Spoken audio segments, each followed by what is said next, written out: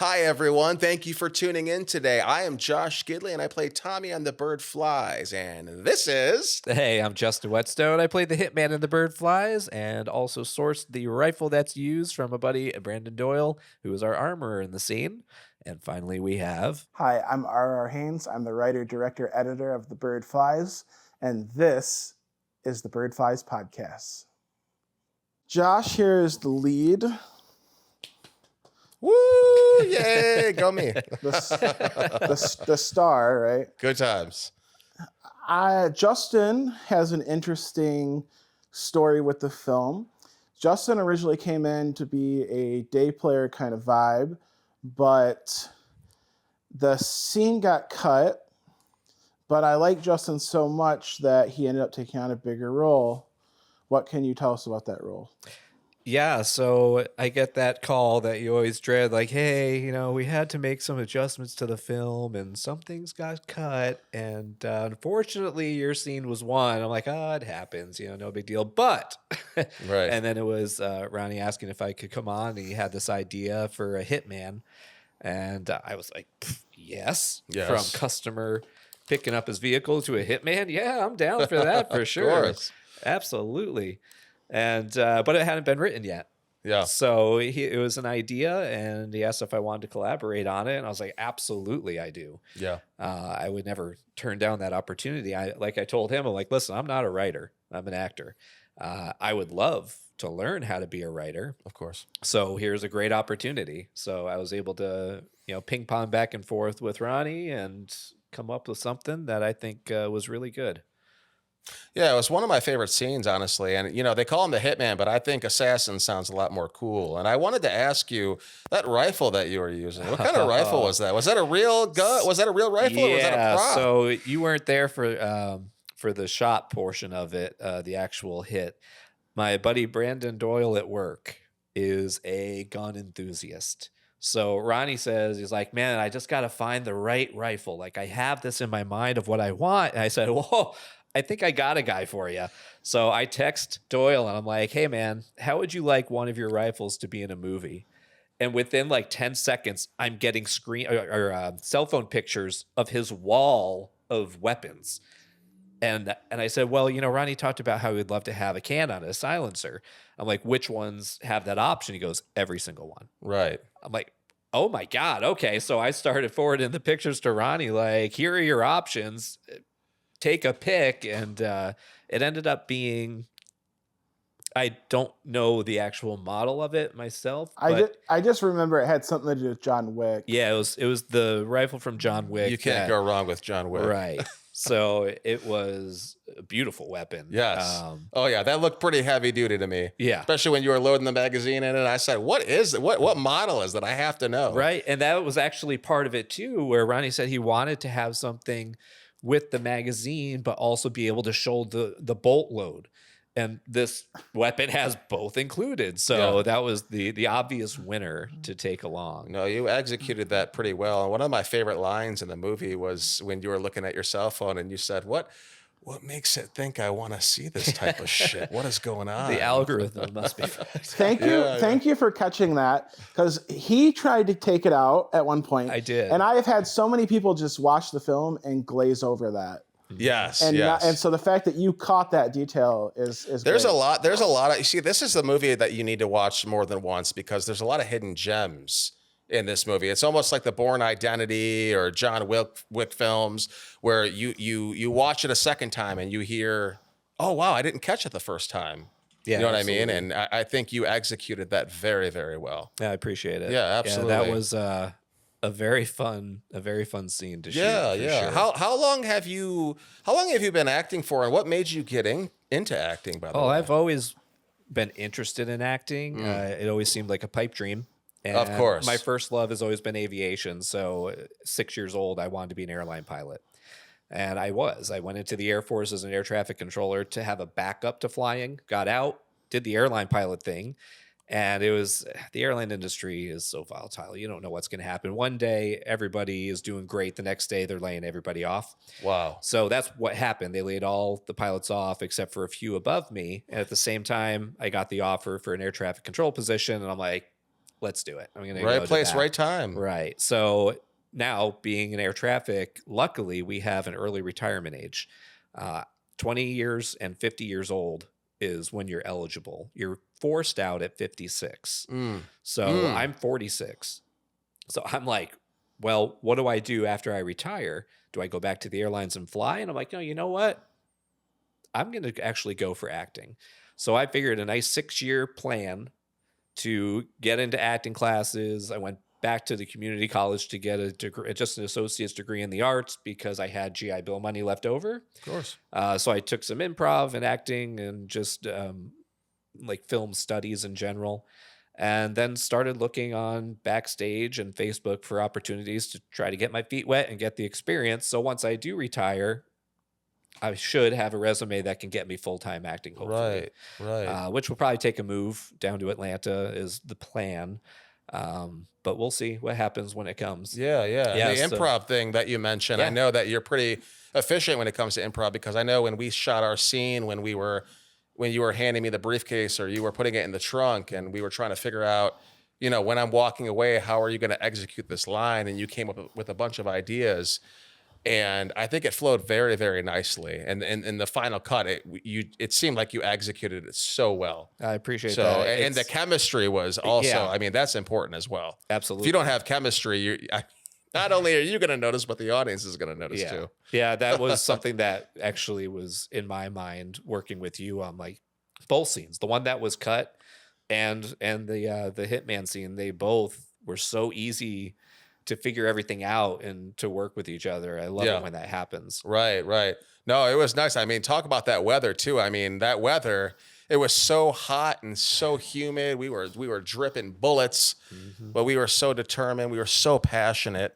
And we really made it work, and it was an amazing time with all of you, honestly, and especially with Paul over here when we had that one scene in the car when he's telling me not to get caught again, and he started throwing me random lines, improv, and I'm like, all right, let's go with this. Let's Right. go with this. Yeah.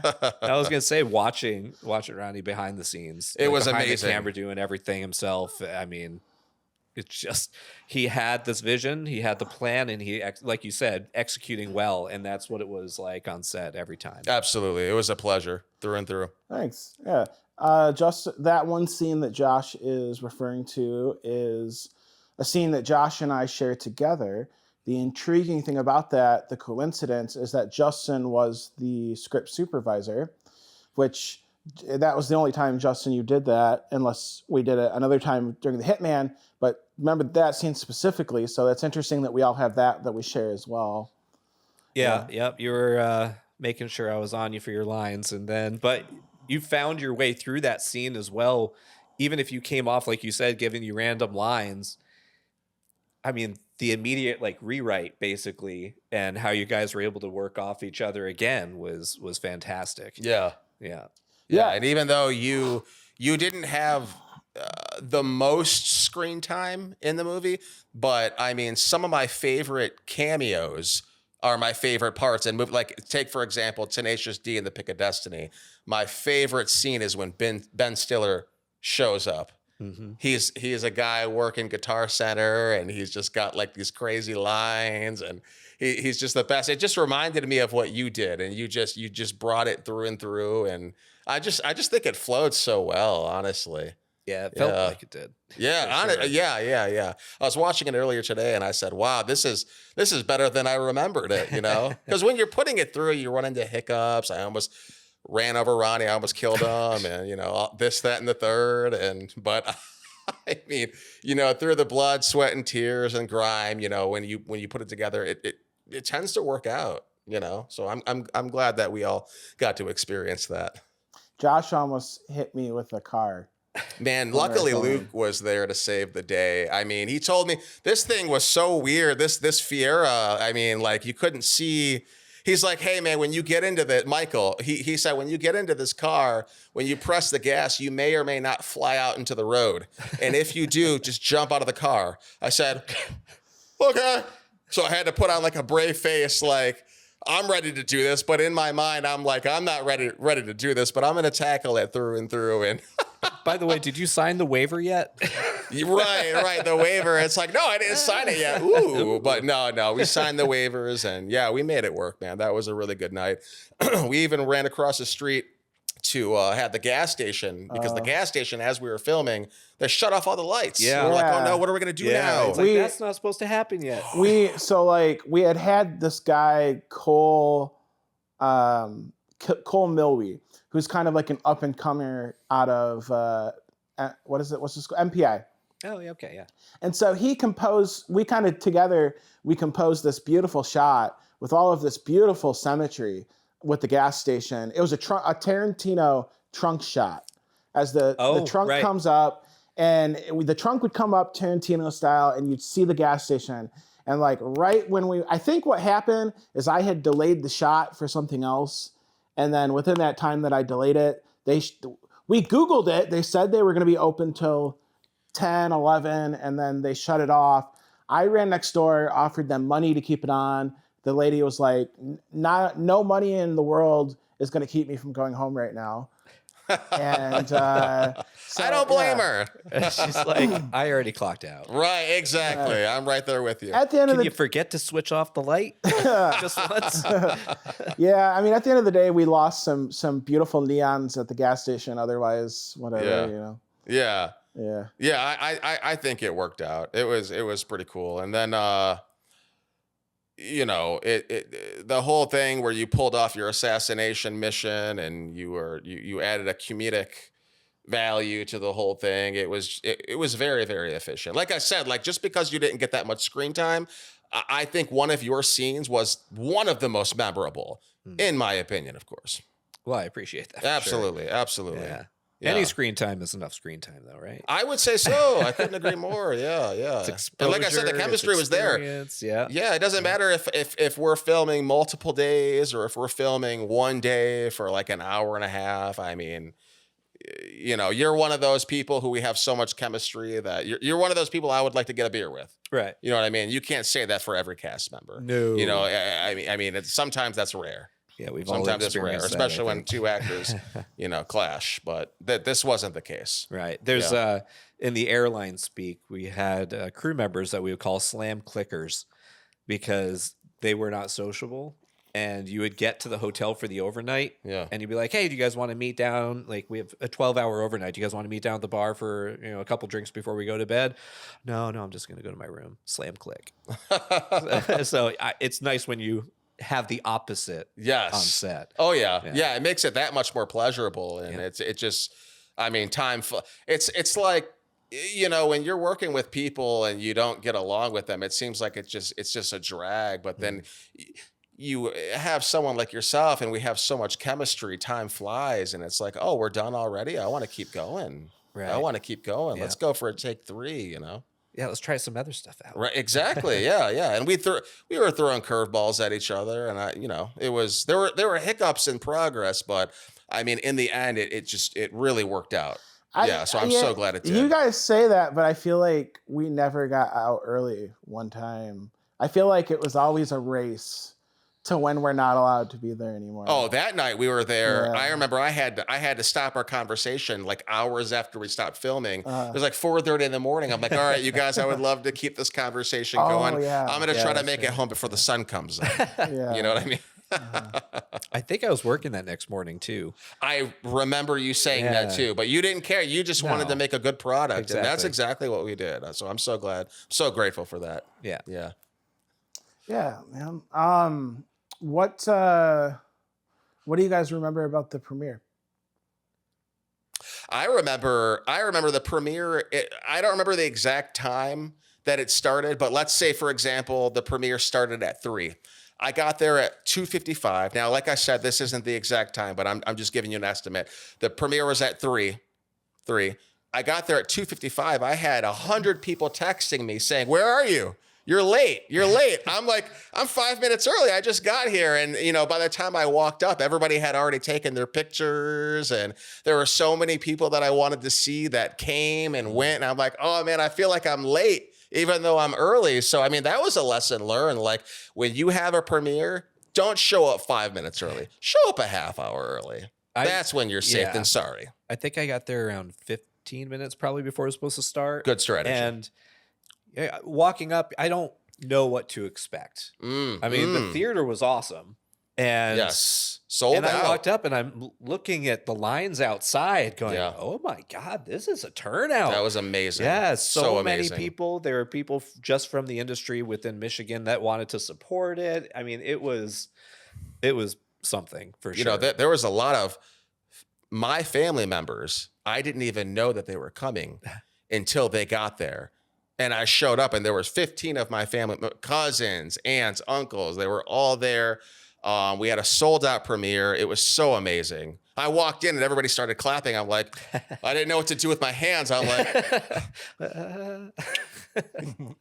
you know, like, I mean, it was so memorable. It was so amazing. And I'm so grateful, so grateful. And I still can't believe that it actually happened. It was just so sublime and surreal. And it's just like a dream come true. You know, you almost have to pinch yourself to see if it's real, you know? I was excited to see the product for sure. Yes. And then Ronnie gives me the shout out from stage. I'm like, wait, he just said my name? What's Yeah. going on? Yeah, that was You deserved not it. expected and very much appreciated. It was very cool. I gave a speech before the event and did some thank yous. That is the context for people listening at home. Everything is said and done and you put it all together. It's amazing to see how it works out. Oh, yeah. You know what I mean? Yeah. And when it's worthwhile, you forget about all those hiccups. Yeah. You got to where you wanted to be. Isn't that interesting, though? Yeah. I mean, I was watching it last night and I'm like, there were so many hiccups that happened and you wouldn't know it by watching it, but it was an amazing experience, you know? Like you're talking about how late we were there that one night. And I completely forgot about that because I was just having such a good time doing it that, I may have had to get up for work an hour and a half later, but I enjoyed every second of it. Isn't that funny when like you're on set and you have some actors and they're like, they go to the director and they're like, yeah, do you know when we're going to get out of here? It's like, yes, 3 p.m. sharp. We're going to get out. It's like, dude, you don't even know. We're going to run into hiccups.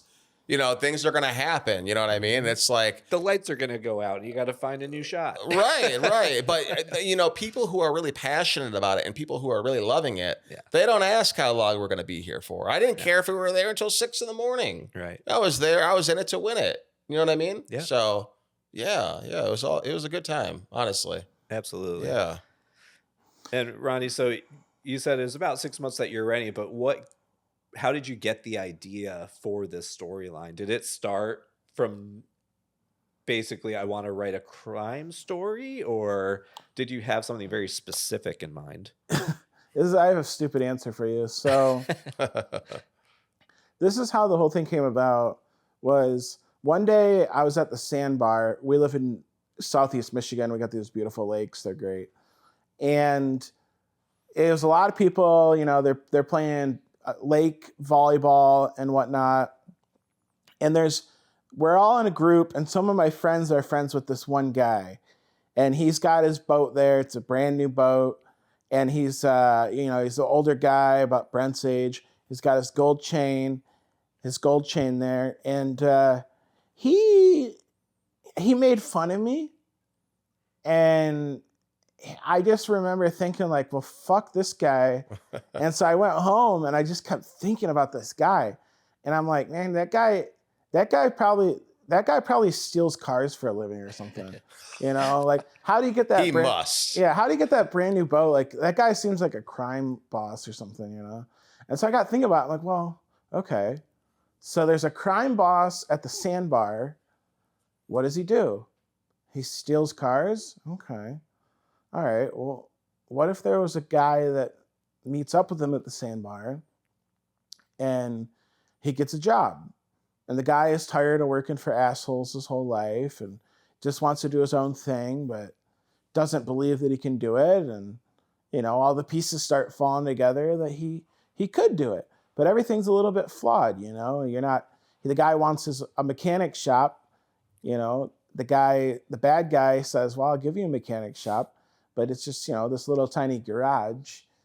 It's kind of a fake it till you make it kind of thing. But that little tiny garage was more than he had before. And he didn't have anybody he had to answer to for that garage.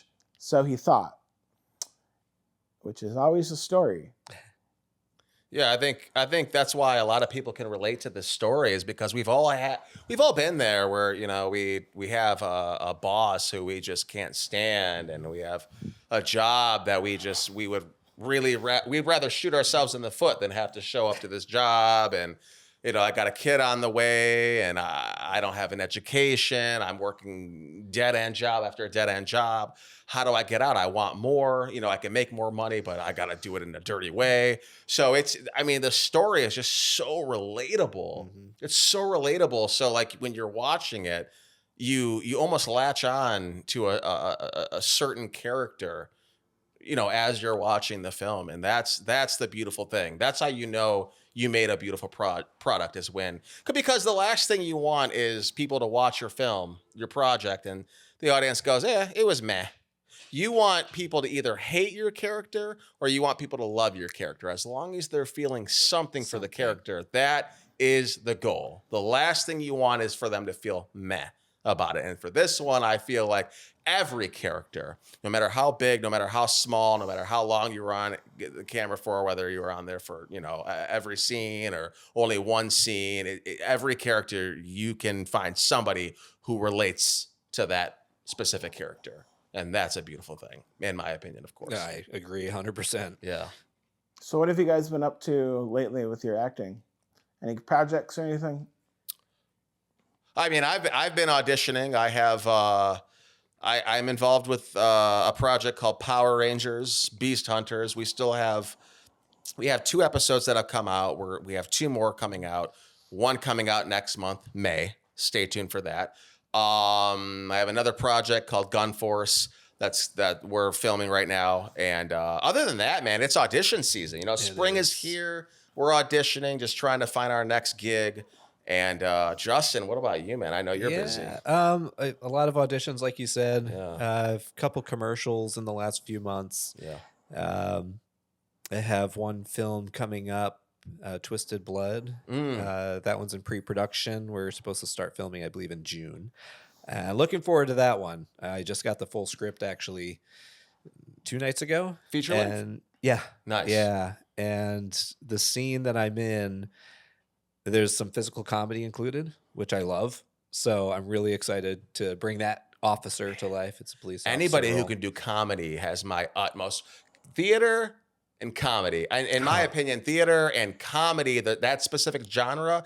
Before I got into acting, I thought comedy was like, these like Pineapple Express, Joe Rogan, they're just fucking around. You know what I mean? But it's like when you actually start doing it, it's like comedy is like probably the most difficult genre in my opinion, because it's so easy for an actor when you ask for a laugh, you're going to get crickets. Right. It's only when you're authentic and you're real, you're living truthfully under imaginary circumstances is when you get a laugh and you go, oh, so that's what comedy is. Right. You know what I mean? Oh, absolutely. So, yeah, And that's like you awesome, said man. about bringing that moment of comedy in Bird Flies, this is kind of another one of those moments in this one where it's a very serious situation, but there's this moment that can get a chuckle because of the situation. Absolutely. And that's so I'm looking forward to that for sure. A couple student films, another horror that I just did some background work for, but it was MPI for a film that they're doing. And then I also worked with MPI as a volunteer actor because MPI, if you don't know, they teach the behind the camera stuff, how to set up lighting, what to use for a lens, all of that director of photography type stuff. So they need volunteer actors to come on there like 3 weeks in a row on Thursday nights when I did it. And it was one scene. So super easy to memorize the one scene. And every week they would do different shots and different lighting setups. But it's like free education for me too, because I'm hearing what they're learning. And I love the behind the camera stuff as well. I think it's super interesting. Yeah. I did a short film for a Halloween competition. David Vader. Was it Horror Film Roulette by chance? No, it was through Hollywood Winter Circle, HWC on Facebook. Okay. It's a group and it's actually a company as well.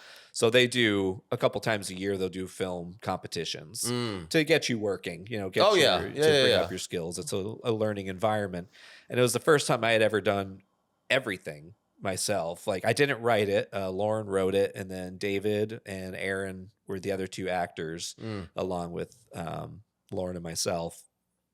And I decided it would be brilliant to film this in my backyard in the middle of the night. So lighting was fun, and I asked Ronnie's help on a few things, trying to figure out how to get this all edited afterwards. Because like getting the light levels right, I had a fountain that was going in the pond that I could have sworn was going to be shut off at 9 p.m.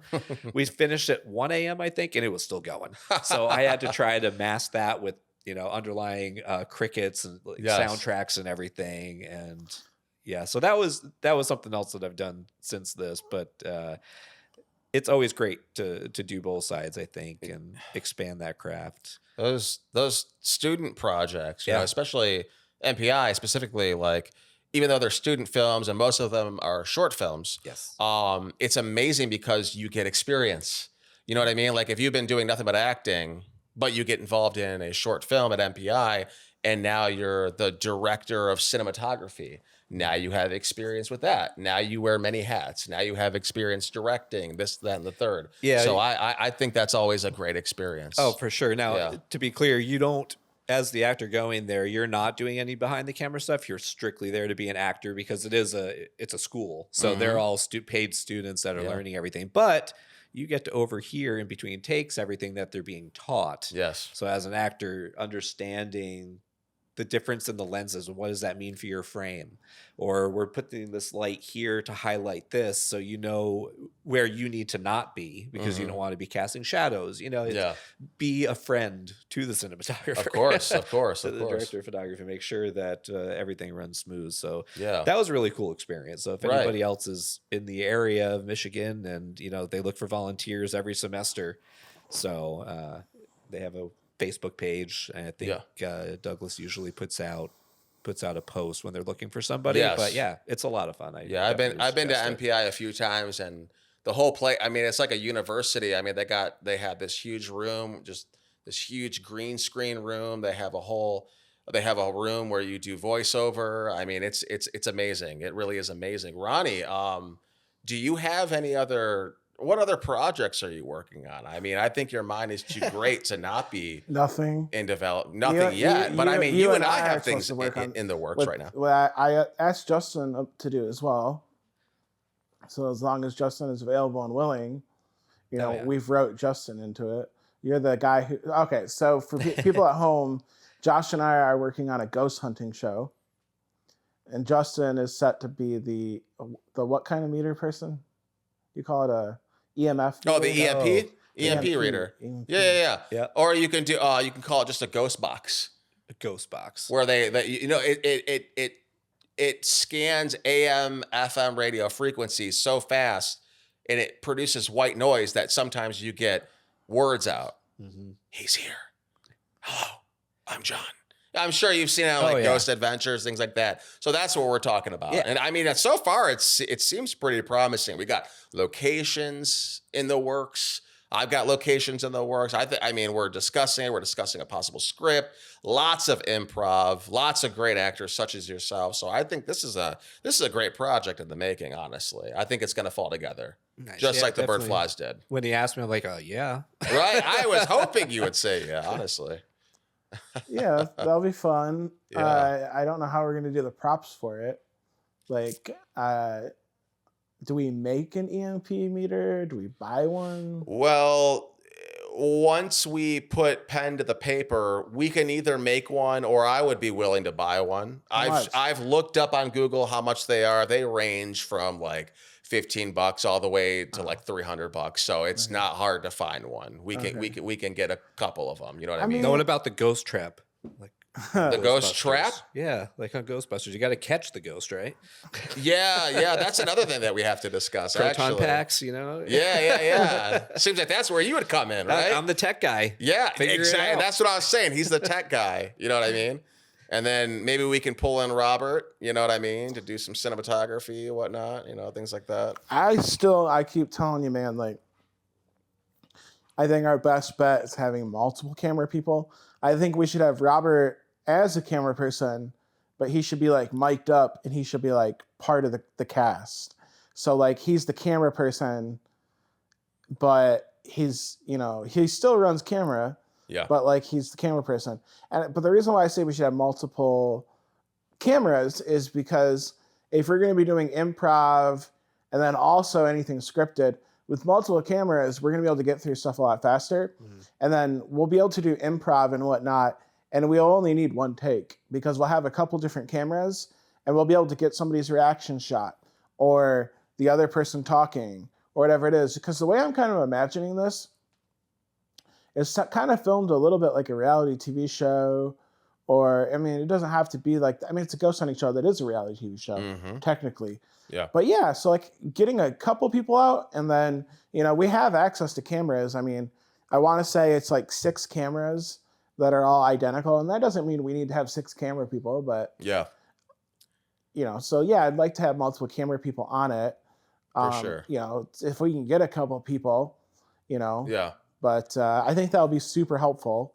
Yeah. But yeah, I'm excited about it, and I've been trying to write. I think I've been working a new job, and that really just is where my mind and my mental capacity are at. You have to pay the bills. That's steps Absolutely. 1, 2, and 3. Yeah. And then the hobbies and your passion comes afterward. But as long as the bills are paid, you know what I mean? I think that's when we can venture out into this. And then there's so many abandoned landscapes that are set to be demolished in the near half decade or so that need to be documented before they're lost. Dust in the wind, basically. You know what I mean? I feel like if we get to these locations, we can turn it into a story before it's basically erased, and we can keep it on record for the ages, basically, for people to watch. That's why I think it's pretty important. Even though we are going to be adding a comedic twist to it, you know what I mean? It's still going to be a good time, and it's going to be educational, So I think people are going to want to see this. I will do my best to bring the science to be specific. Absolutely. It's like Big Bang Theory. Yeah, On that show, please. all of their science that they have up on their boards, they had physicists that Yes. would make sure that everything was correct. Yes. So that was, I thought that was a really cool fact about that show. Like they Yes. weren't just making stuff up. Like Yeah. you could fact check them on their stuff. Right, Yeah. right. See, the That's pretty perfect cool. person to have as the tech person is the Air Force guy. Yeah. This is just, it Right. just fits like a Lego. It's so perfect. So, yeah, I think it's all good things. Yeah, I'm definitely excited for that. I think all the pieces are there. Yeah. The only thing that I'm running into is wanting to write some of the script out and time management to do it, Yeah. But no, it's going to happen. We should probably shoot dates to everybody for it. Probably the weekend after the first weekend of the next month, if everyone's available. I just would love to like have a basic script of stuff we have to do. Yeah. And then just improv after that. Yeah. And just see what happens. And even though there's going to be a script, so to speak, I mean, from my point of view, it's going to be heavily improv. I mean, have you ever heard of Ghost Adventures with Zach Bagans? I think his name is. He always dresses in all black. He's kind of that spiky hair, douchey looking guy. Like most of that is improv. What was that? Oh my God! It's all improv. It's not scripted. You know what I mean? So it's like the script, I think it sounds more stressful than it really is. You can come up with like a mock-up script, like an idea of what we want to do, an idea of what we want to talk about. But then your skills will come in, my skills will come in, of course your skills will come in, and we'll just let it naturally play out. We don't need a script, I'm with you on all of that. But one of the things I've been mulling over is this concept of like, what if it fit a traditional narrative in that like people had goals and people had character flaws and people wanted something and maybe somebody was in love or, like each episode had like a little story arc, and we can improv through that stuff. But like having that general idea and like with the improv stuff, having ideas for that to improv through. Like one thing that I thought of is like since I get there, I'm asking about a bathroom, but the place is abandoned.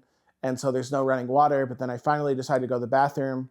But then people decide to play a prank on me, and I take a flashlight in there, and then they make it like there's ghosts in there, and so I'm going to the bathroom. I get scared, drop my flashlight, and then I rummage out of there and trying to get out of there in a dark room now, and I fall out of the bathroom door with my pants down to my ankles. And Love it. yeah. And I think it'd be really funny too, like if we had corporate interviews. So like, or even just like taking people off to the side on location and having them talk directly to the camera. Like The Office. Yeah. Yep. Yeah. Or, show within a show. Or having them sit down just like this, but one-on-one, and you'd have the cameraman or whoever, the director, would ask you questions, Robert, and or not even questions. You just say things like, so when I fall out of the bathroom, then you'd have people on a cutaway of somebody being like, I never knew his legs were so white. You know, he really should be worried about skin cancer. Yeah, stuff like that. Yeah, yeah. But then Josh and I had kind of come up with like this, like I remember this concept that this building that the owner died and the owner was this fat guy. And so there's like a lot of jokes that could go with that, you know? Yeah. Like maybe he's too fat for the EMP meter or whatever, you know? Or maybe like we're talking into the ghost box and we're trying to contact him and we ask him, you know, like he got mauled. He was in his business one day. He was in his building and a pack of dogs broke in and they ate half of him. And then we learn the history of that. And we're asking him in the ghost box, hey, it must have been pretty frightening to get eaten alive in your building. And he goes, well, yeah, they only like the dark meat. And then I go, oh my God, the ghost is roasting himself. You know what I mean? Like we add a little humor to it. You know what I mean? It really draws in the audience, I would think. I think the funny thing is like about dogs is that dogs I've heard will keep eating and eating till the food is gone.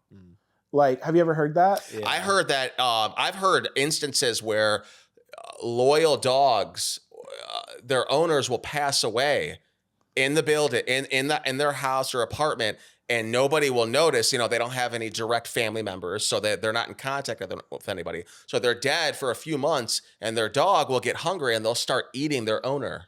I've heard of that. He'd be okay with it. Right, exactly. I'd be fine. But yeah, do what you gotta do, boo-boo. Right. You know? so the dogs got full. They couldn't finish the guy. Yeah. But yeah, there's just a lot of jokes I think that will go with that. Yes.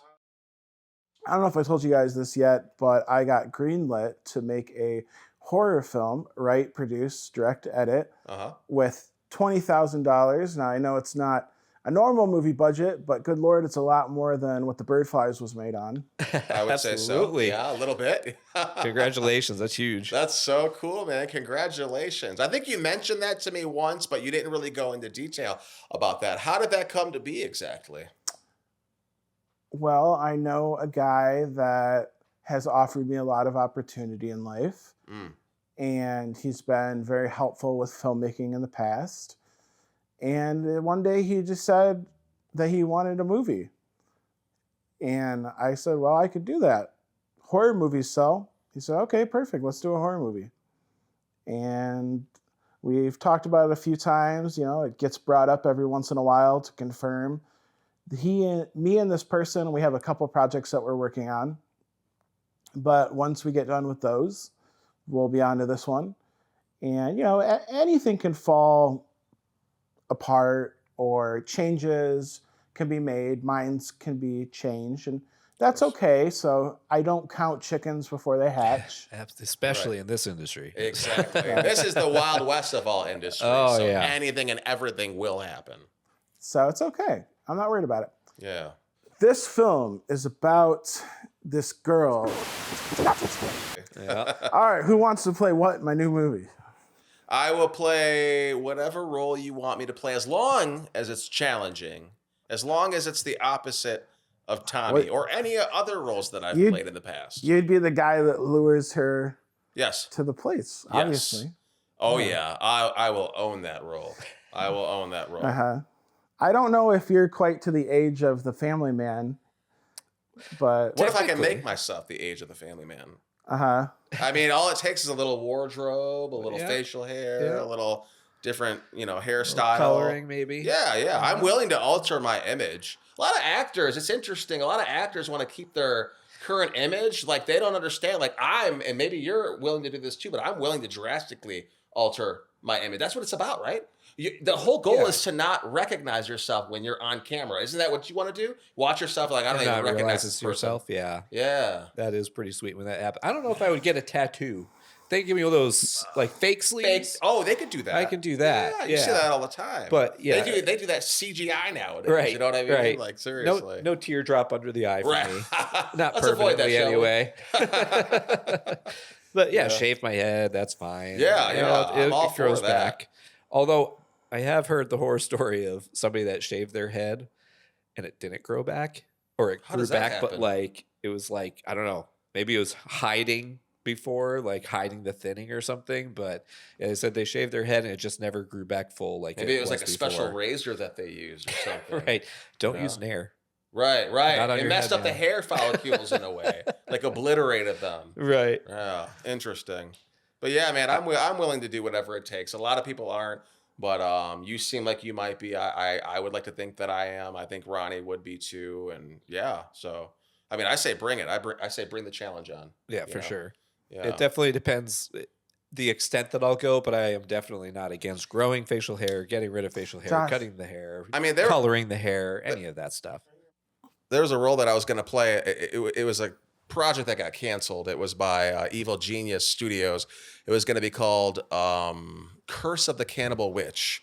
And I was going to play a detective. They wanted me to gain weight and they wanted me to shave my hair and my facial hair. And I said, I'll do it. But the project got canceled. I never got to show them that I would do that, be willing to do that. So I'm waiting for an opportunity like that to prove myself, basically. How about you? Are you waiting for a big role like that to drastically alter your image? I would say yes. I'm not going to say it has to be huge, but a Like The no-pay student Machinist. film, probably not going to shave my head. Right. You know what I mean? Understandable. Like, But like a there have feature-length to be Marvel high film. stakes. Yeah. Oh, for sure. Absolutely. Yeah, absolutely. Ronnie, we have to go back to the bird flies. I want to say, out of all the locations that you were able to scout, all the extras that you were able to pull, all the hours you put in, what was the most challenging part of the whole project of the bird flies? But probably the things that were the hardest were like little tiny things that we couldn't get. Like for instance, I think there was a scene that was originally wrote to be at a junkyard. And it was just a simple dialogue scene, two guys talking at a junkyard. And we couldn't find that. And so that got eventually rewrote to be at outside my uncle's garage, And so I think maybe I wasn't compromising enough at first. And so there were like locations that just we couldn't find. I want to say for instance, Kelly had a scene that was supposed to be at a grocery store, but then it got turned into her going to get an ultrasound, And it's funny because it's like, okay, well, I can pull off a doctor's office, but I can't pull off a grocery store. Funny how that works. Yeah, so that was definitely the most challenging. Well, how about this? I don't think Justin was here for this. Maybe you can fill Justin in. What about when we were at your girlfriend's dad's house and the garage door decided to break on us? And then Michael had to Jimmy rig the door with his phone that didn't have a phone case, by the way. That was such a that was probably one of the most hectic days. It was supposed to be a pretty simple shoot, but it turned into something completely different. And the humidity didn't help anything either. Yeah. Did the door like fall during a take? It just stopped, like the engine or so the battery like burnt out, and like we couldn't get it to like open or close. And there's a latch that you're supposed to pull when like it goes that you can manually do it. That wasn't working either. Everybody was so stressed out, and it's like let's just keep the energy levels, at a medium. And it was easier said than done. It was crazy. And like I thought, now that we finished the movie, I'm gonna be honest, I thought we were going to scrap the project. It was that intense. Part of the scene that we kept rehearsing from different angles, coverage, involved opening the door. So we must have opened the door 150 Right. times. Yeah. And the sun was going down. You don't take that into account. But Oh. the sun, I mean, if it's an outdoor scene, it's like we've been here for 8 hours, the sun's going down. So the shot that we took that was working 8 hours ago versus now, two different filters that you have to, you have to figure out how to make it look like the same shade. But it's like all these little things that you don't think about that come into play, So can I talk about the audition process, especially post-COVID when we're doing video submissions? So I cannot tell you how many actors you can see that a lot of actors don't do any basic research on the standards of a video submission. You're supposed to have a neutral background. You're supposed to have proper lighting, proper audio, but then I see auditions of people that they're filming themselves in a noisy looking kitchen, beer bottles in the background, kids running around the background. Vertical, and they're looking at the script, and they're and it's like, what is this? So it makes you. It's so easy to stand out when you follow protocol. Yeah. You know what I mean? That simple thing, it makes you stand out. It's and these amazing. things that you're talking about, whenever I read the breakdowns that come down from the agency, and every time they have that reminder, if you're filming with your phone, please film in horizontal. Make sure the lighting's good. Make sure we can see your face. And I'm like, how many people need to be told this? Like, You'd be I surprised. thought it was pretty. I mean, I guess it wasn't obvious to me in the beginning. Part of it was, but there are certain things that I needed to be taught for sure. Oh yeah. But my big thing with auditions now are commercial auditions that take like 5 hours because they want maybe 10 different reactions, but not just 10 reactions. We want to get 10 different reactions, 3 different ways each. So you have 30 takes Right. for a commercial that's going to pay you $200 and you're going to work on your audition by itself for like 5 hours. Yeah. The only silver lining to that is I'll say when you go to an audition in person, you get one shot. And then like if you feel like you screwed up, you walk, they're like, okay, thank you. Yeah. And you walk like, fuck, I should have did that differently. Yep. But when you're doing a video submission, you could sit there all day, like you said, film it over and over and over again. I'll sit there all day. I'll do 55 takes before I say, that's the one, send it in. I feel good about that. So I do prefer video submissions, but it makes you stand out when you do it properly. Oh yeah. Neutral background, proper lighting, audio, proper audio, all that good stuff. So, I mean, like I said, I'm just so flabbergasted at how many actors who think they're hot shit. You see their audition videos and it's like, you haven't done a bit of research on how to properly do that. Cause you can find all this stuff on YouTube on how to do this properly, but 100%. they don't know who the Hagen is. They don't know who Sandy Meisner is. They don't know who Stella Adler is. But then they would have to do research. Huh? Then they'd have to do research, and they don't want to put that effort in. Big time, exactly. Simple, basic research. Our talking about auditions turned into our pet peeves about auditions. Right, pet peeves. Yeah. No, but I mean, for the Bird Flies, it was cool because Tommy, I was able, after seeing who this character was, I was able to simply bring myself to the character. When you're able to bring yourself, when you relate to the character, it almost just Legos into place. It falls into place. Ronnie, what was something that you enjoyed the most? Something that when it was over, it's like, man, I wish I could still keep doing that. I'm just doing filmmaking in general. And like having a network of people, like actors that I text with and I call them and we arrange things and even afterwards for a while. And then like the more time that has gone on that we've been looking for distribution, when the actors, they take on other roles and other stuff comes up. And now Bird Flies is kind of in the rear view mirror, at least until it comes out online. And we'll try to, do what press we can for it. But definitely what I miss is like losing that friend network and losing the ability to go film stuff and the ability to have footage to edit, something that you're working at and something that you're dreaming towards. I've been a recluse since we've stopped, and my life is not as fulfilling Man, that is one sad part about how this all ended. First of all, it was surreal. I couldn't believe it. I'm like, that's it, we're done. Wow, the last shoot date. Because you develop relationships with these people. You know, you meet amazing people. You meet people who you don't want to be around. You meet people in between. So those people that you really like and get along with, when it's over, it's like even though you don't really want to stop communicating with them, you know, we all have our own lives. We all go our separate ways. You're flying airplanes. I'm auditioning for shit. You know what I mean? We just go our separate ways and we don't communicate as much. So I miss the constant connection and communication of the whole project. Like you form a brotherhood and a sisterhood, and you know what I mean? So when that ends, it's bittersweet. You know, you spend all these months, sometimes years, filming, and it's like, I can't wait to be done with this. But then when you are done with it, it's almost like you're like, oh no, I kind of want to keep going. Yeah. In a way. So yeah, there's that. Yeah. What about you? Around here, there's something I've learned for sure. You'll see him again.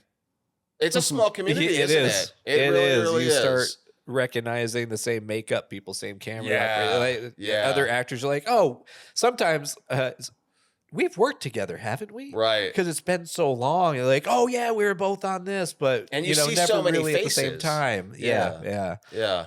It's a cool part of the community for sure. Right. I'm jealous of you guys, you know, because I only have like the stuff that I make, you know, so it's hard because I'm not auditioning and I'm not getting roles and meeting those DPs and those makeup artists.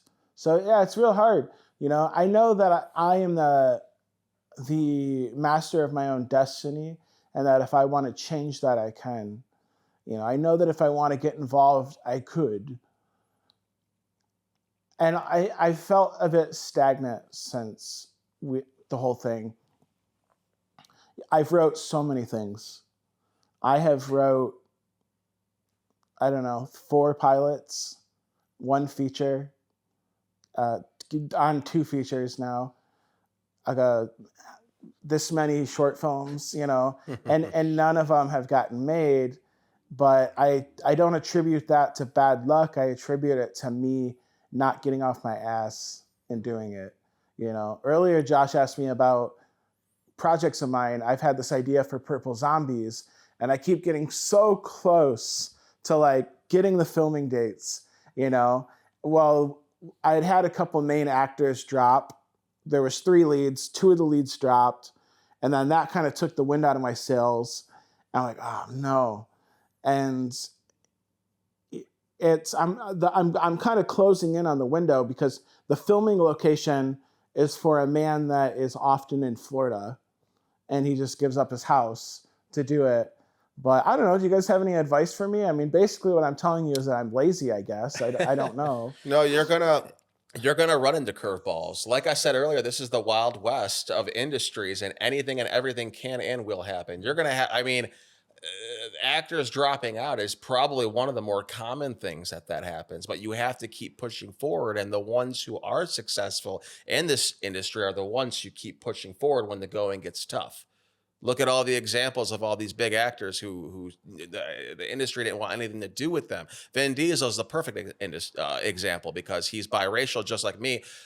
Every casting agency said he didn't fit a certain type. So he created his own production and he made a film about him not fitting a certain type, and that blasted his career off. So I would say when it gets a little tough, just keep pushing forward, because that's when the true test happens. That's what separates you from the rest of the people, because most people in this industry drop out. I repeat, most people in this industry will drop out. So if you keep going and you keep trying, that automatically sets you apart from 99% of everyone else, man. I think if I didn't need the special effects makeup element, I might have been more apt to just be like, whoever wants to come over and make this, let's do it. But I'll say this. I'm 100% for this ghost hunting thing. We'll get that going, you know, pending that Justin or whoever. I'm going to have to drop out. Is See? No. pending that they're available, we'll get that going at the beginning of this month. But then I'm thinking, if this is the final month that I have access to the house next to my house, for going to Florida, then I'm going to have to get Purple Zombies going this next month, at the end of the month. Mm-hmm. Yeah. So, I mean, I think things are looking up because in theory, it should be a prosperous month where I personally get back into things, And with the new job, I mean, that's going to slow you down anyway because you have to prioritize paying the bills. Yeah. So, I mean, that's understandable that you may have had to slow down since the end of Bird Flies. I mean, life is life, but you have the passion, you have the desire to do it. So now it's just doing it. Yeah, you have the passion and the desire and the optimism and the mindset is what is the most powerful element of the whole thing. You're paying your bill. You told me the other day, you're like, wow, I'm so comfortable now. I'm actually making 3 months ago, every post you made, oh, I'm struggling. Oh my God, my guitar pedals, this, that, my guitar pedal. Now you're like, yeah, man, I'm paying my bill. This is great. So you're in like a whole new chapter and maybe you don't even realize that. So if now you're able to pay all your bills and you're comfortable, whatever that means, and you remain optimistic and you keep that drive and the willingness and the passion to do it, it's going to fall into place. As what the hardest part is doing it, starting it. You went the other day and you filmed a little promo of the ghost hunting thing. You went to that abandoned building. Like, people can talk all they want, but getting out there and doing that's a rare quality, and you actually did it. So. And you make other people want to work with you. I mean, that finding people to act for you should not be difficult because you're so great to work with. And you told me the other day, you're like, I mean, a lot of crew members and actors, they go wherever the opportunity is. Yeah. So you're out there creating the opportunity. You're setting the example, setting up your own projects, creating this. And the people that want to be involved, they will naturally come along. They will come to you.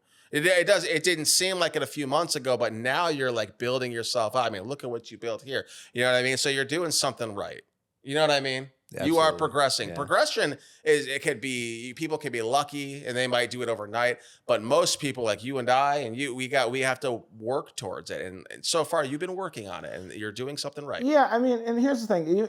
I know that I haven't been creating narrative-based films, but the last 3 months, I've been producing podcasts and working as a working cinematographer, videographer, producer the last 3 months. It's just been for the corporate side of things and commercial work. So the last 3 months I've been a working filmmaker. So, but it's funny how I feel like I'm not doing anything. Right. Yeah. I don't know. Your 9 to 5 is in the film industry. Yeah. Right. So like putting a project together, that's peanuts for you. You know? So. But I guess I appreciate you kind of holding me accountable. I think it's helpful to have another producer involved, like with this ghost hunting thing, or as much as you want to take on with the Purple Zombies, because it helps. And I think maybe that's what kept Bird Flies alive, was having so many people invested. And I'll say this, even if I had not had any of that, I probably still would have finished Bird Flies, because when Bird Flies started, I was just so like, this is what's happening. I don't care if I'm broke. I don't care if I have to beg people to buy the pedals. For 2 years, I'm just going to make this film. But I will say, having those people to hold me accountable, but to be in it together, Kelly, Josh, Luke, David, it really helped a lot. Lars and you, Justin, and so many people that really cared. And when things would hit a brick wall, or what's that called, a simple word in life where you hit that point, like a dead end almost. A roadblock. When you hit a roadblock, I had these people to help break it down. Yeah. Whether it was finding extras, finding actors, finding locations. And so it's really helpful, and I find that with projects. Yeah. This Purple Zombies thing, it seems like nobody wants to touch it.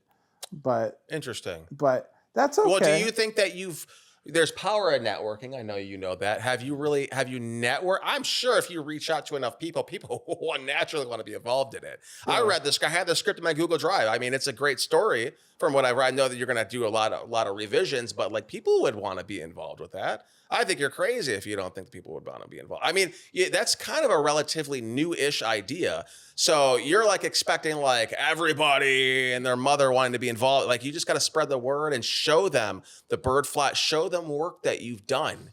And naturally people will of course want to work with you. Oh yeah, of course.